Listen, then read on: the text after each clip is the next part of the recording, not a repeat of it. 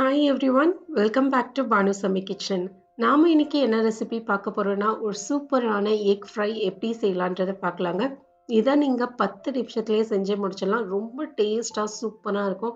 இது சாதத்துல போட்டு பிசைஞ்சு சாப்பிடலாம். சாம்பார் சாதத்துக்கு, ரச சாதத்துக்கு ஒரு பெர்ஃபெக்ட் சைட் டிஷ்னே சொல்லலாம். வாங்க இதை எப்படி செய்யலான்றதை பார்க்கலாம். வீடியோக்குள்ள போறதுக்கு முன்னாடி மறக்காம சப்ஸ்கிரைப் பண்ணுங்க அண்ட் பெல் ஐகானை கிளிக் பண்ணுங்க. ஃபர்ஸ்ட் நம்ம முட்டையை வேக வச்சு எடுத்துக்கலாங்க. நான் வந்து இங்கே 7 முட்டை எடுத்திருக்கேன். நீங்கள் வந்து 6 முட்டை எடுத்தாலும் இதே ரெசிபி ஃபாலோ பண்ணிக்கோங்க.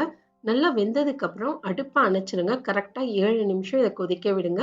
இது மேலே இருக்கிற ஓடு எல்லாத்தையும் எடுத்துட்டு இந்த மாதிரி முட்டையை மட்டும் தனியாக எடுத்துட்டு வந்துடுங்க. இதில் வந்து கத்தியால் இந்த மாதிரி கட் பண்ணி வெள்ளை கருவியும் மஞ்சள் கருவியும் தனித்தனியாக எடுத்து வச்சுக்கோங்க.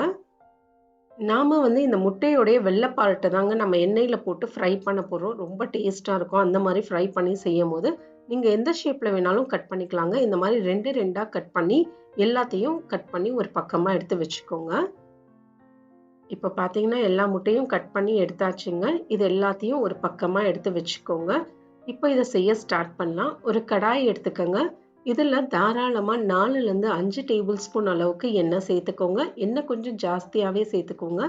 இதில் ஒரு 1/4 டீஸ்பூன் அளவுக்கு மிளகாய்த்தூள், 1/4 டீஸ்பூன் மஞ்சள் பொடி, தேவைக்கேற்ப உப்பையும் சேர்த்துட்டு அடுப்பு தீயை மிதமான சூட்டில் வச்சு ஒரு 10 செகண்ட் மட்டும் இதை ஃப்ரை பண்ணிக்கோங்க.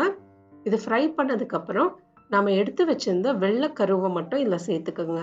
முட்டையோடைய வெள்ளை பார்ட் மட்டும் இதில் சேர்த்துட்டு இது ஹை ஃப்ளேமில் வச்சு 1 நிமிஷம் நல்லா வதக்கிக்கோங்க. அப்போ தான் வந்து மேலே கலர் வந்து நல்லா கிறிஸ்பியாக ஆகும். இது நமக்கு சாப்பிட்றதுக்கும் நல்லாயிருக்கும். இந்த மிளகாய் தூள் இதெல்லாம் முட்டையில் இறங்கும் போது ரொம்ப டேஸ்ட்டும் சூப்பராக இருக்குங்க. பாருங்கள், 1லேருந்து 2 நிமிஷம் இந்த மாதிரி ஃப்ரை பண்ணி எடுத்துக்கோங்க. உங்களுக்கு நல்லா ஃப்ரை ஆகிடுச்சுன்னா பட்டு பட்டுன்னு சவுண்டு வருங்க. அந்த சமயத்தில் இது எல்லாத்தையும் நீங்கள் வெளில எடுத்துருங்க. எண்ணெயை முழுசாக வடிகட்டிட்டு எடுத்துருங்க. இப்போ கடாயில் ஆல்ரெடி நமக்கு எண்ணெய் இருக்குது. இதில் 4லேருந்து 5 பல் அளவுக்கு பூண்டை தட்டி சேர்த்துக்கோங்க. இது கூடவே கொஞ்சமாக கருவேப்பிலை, ஒரு 3 பெரிய சைஸ் வெங்காயத்தை பொடிசாக நறுக்கி சேர்த்துக்கோங்க. வெங்காயம் பார்த்தீங்கன்னா கப்பு படி 2 கப் அளவுக்கு சேர்த்துக்கோங்க. வெங்காயம் வந்து ஜாஸ்தியாக சேர்த்துக்கோங்க. அப்போ தான் டேஸ்ட் வந்து சூப்பராக இருக்கும்.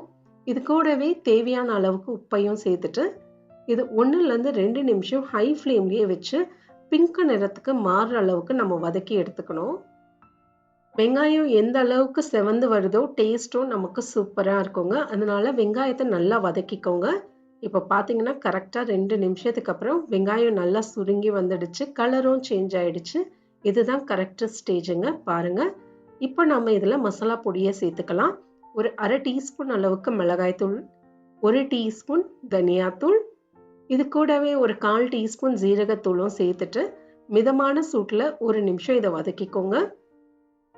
மிளகாய்த்தூள் வந்து உங்கள் காரத்துக்கு ஏற்றாப்புல சேர்த்துக்கோங்க. காரம் ஜாஸ்தியாக பிடிக்கும் அப்படின்னா நீங்கள் 1 டீஸ்பூன் அளவு கூட மிளகாய்த்தூள் சேர்த்துக்கலாங்க. இப்போ பார்த்தீங்கன்னா 30 செகண்ட் இதை நல்லா வதக்கின பிறகு நம்ம வதக்கி வச்சிருந்த முட்டையை இதில் சேர்த்துருங்க. முட்டை மஞ்சள் கருவோட எல்லாத்தையும் இதில் சேர்த்துருங்க. நாம ஏன் மஞ்சள் கருவை ஃப்ரை பண்ணலாம் அப்படின்னா சப்போஸ் வெடிக்கும். அதனால தான் மஞ்சள் கருவை நம்ம ஃப்ரை பண்ணாமல் இதில் டைரெக்டாக சேர்த்துடுறோம்.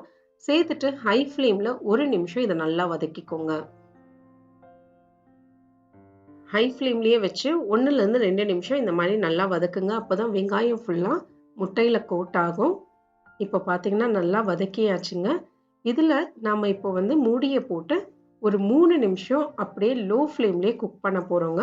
மூடியை போட்டு 3 நிமிஷம் லோ ஃப்ளேம்லேயே வச்சுருங்க. தண்ணிலாம் எதுவும் சேர்க்க வேண்டாங்க. 3 நிமிஷத்துக்கு அப்புறம் நம்ம பார்ப்போம். இப்போ எக்ஸாக்டாக 3லேருந்து 4 நிமிஷத்துக்கு அப்புறம் எடுத்து பாருங்கள். நல்லாவே வெந்துடுச்சு. கடைசியாக இதில் கொஞ்சமாக மிளகுத்தூளும் நறுக்குன கொத்தமல்லி தலைகளையும் சேர்த்துட்டு ஒரு பெரட்டிட்டு இறக்கிடுங்க. அவ்வளோதாங்க, சூப்பரான முட்டை ஃப்ரை நமக்கு ரெடி ஆயாச்சு.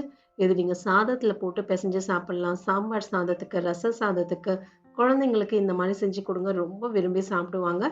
ட்ரை பண்ணி பாருங்கள். எப்படி வந்ததுன்றதை எனக்கு கமெண்ட்ஸில் சொல்லுங்கள். மறக்காமல் சப்ஸ்கிரைப் பண்ணுங்கள் அண்ட் பெல் ஐக்கானை கிளிக் பண்ணுங்கள்.